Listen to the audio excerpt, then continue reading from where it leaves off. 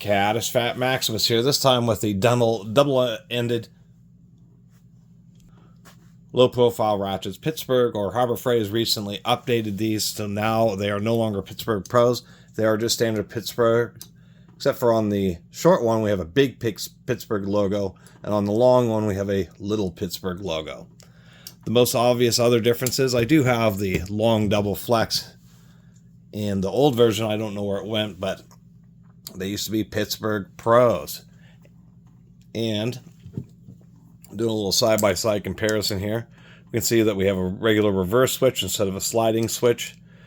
This is held in either by an internal snap ring or a little shelf that they machine where the pawl kind of sits in there, and the ratchet pawl itself is what's retaining the anvil. On the old ones, they had these colored rings, which they press fit, which is what kept it assembled. I kind of like the colored rings, and I kind of like the Pittsburgh Pros. And if I'm really looking at the chrome, it's a little bit maybe hard to see here. Chrome looks just not quite as lustrous on these new Pittsburghs. And that's what they're replacing with. They used to, I think it was like $15 or $12.99 or something for the short one. $30 for this long one. Same prices. And really, you're going to end up with about the same number of reviews. Basically, complaints. People use these to break fasteners, particularly this long flex. They're really asking for a lot of trouble. And complaints are that it either strips out or under a lot of heavy use, the head ends up falling out. And I've actually read those kind of reviews on a variety of different tools, particularly ratcheting box wrench style ones. And I wish I could have found my long one. The other big change here is they used to use a screw to secure the head, and now it's just a through pin. Maybe that was an attempt to increase the strength of the eyelet there. Maybe that's where they're having a lot of breaks. And much lower back drag. I mean, this is, as we can see here, well, I'll do it this way. It's kind of a baloney test, but it doesn't pick up too much. Well, I guess I should say baloney test until we make sure I'm doing this the right direction. Anyway, God, I'm lost here. Not very far on this one, but if we compare to the old one, it's no joke. There's actually quite a bit less back drag.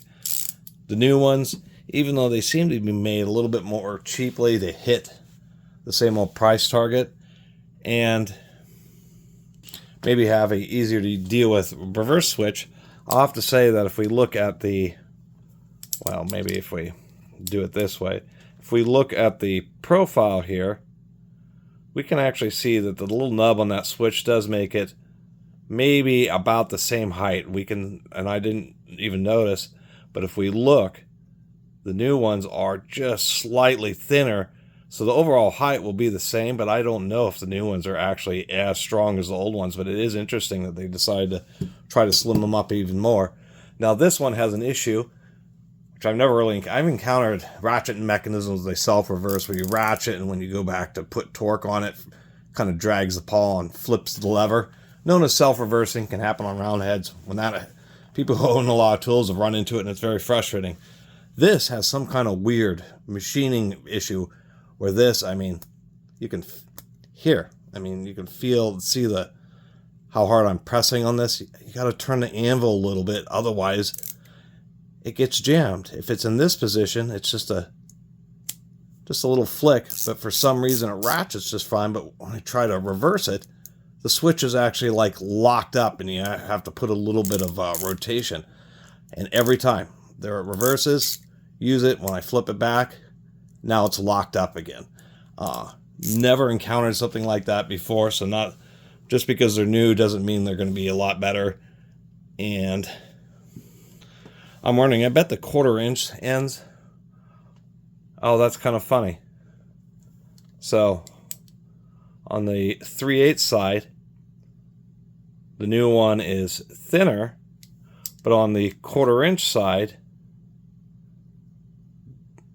not by much, but it's a little bit thicker, which I find is a little bit interesting. I wonder how well these are going to actually end up holding up. And really, if they're going to end, it's only just use and finding out if they're going to be any better than old Pittsburgh Pros, but it's kind of sad to see that they've dropped the Pro labeling. And there, besides my little reverse lever issue that I'm having on this one,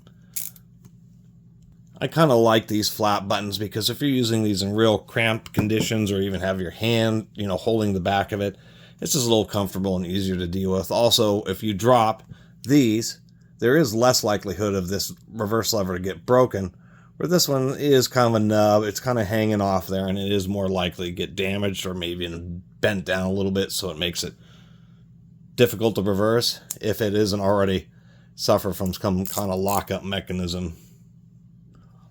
defect from the factory.